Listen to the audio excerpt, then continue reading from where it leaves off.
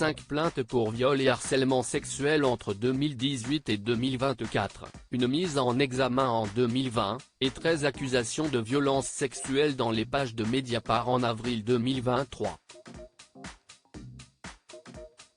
La polémique qui entoure Gérard Depardieu n'est pas près de redescendre. Au grand dam de Judith Magre, son amie fidèle, qui le défend coûte que coûte dans la presse depuis que l'affaire a pris une nouvelle ampleur l'an passé, avec le reportage retentissant de compléments d'enquête.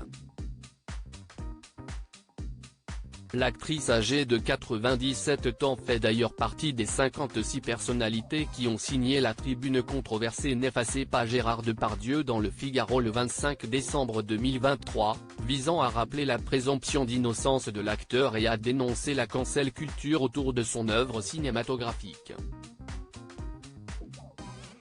Interviewée dans les colonnes du Parisien ce lundi 18 mars, celle qui remonte sur les planches dans la pièce Judith prend racine aux Poches, au théâtre Poche Montparnasse a réitéré son soutien envers la star déchue.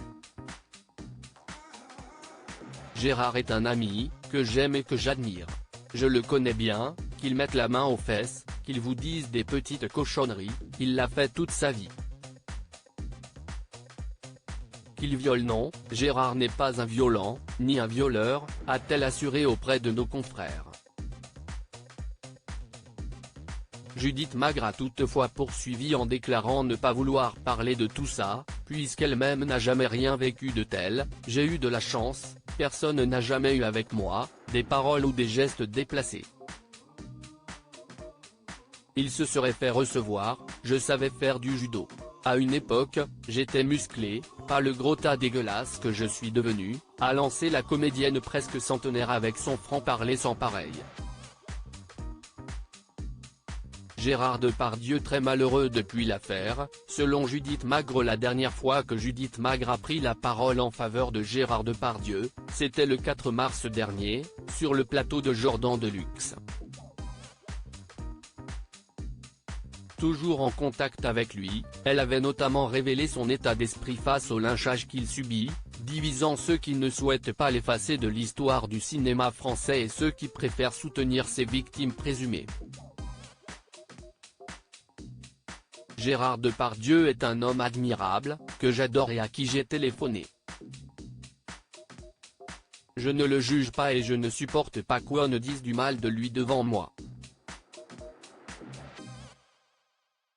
Point final, a exprimé l'interprète de Rosemonde dans La disparue de Deauville, film réalisé par Sophie Marceau. Il y a 8 jours, je lui ai téléphoné, a-t-elle continué, dévoilant qu'il était très malheureux de ne pas pouvoir reprendre ce qu'il faisait avec les chansons de Barbara. Ah, il est très malheureux. On s'est appelé rapidement, il m'a dit, je ne peux plus chanter. Je sentais qu'il n'allait pas bien. Ça a été très bref, a-t-elle déploré. Et d'ajouter, j'ai toujours admiré Gérard, si est-il de l'amitié, si est-il quelqu'un qui sait tenir sa parole. Je l'ai bien connu quand il était avec Carole Bouquet, qui a d'ailleurs formidablement parlé de lui. Crédit photo, Jack Tribeca.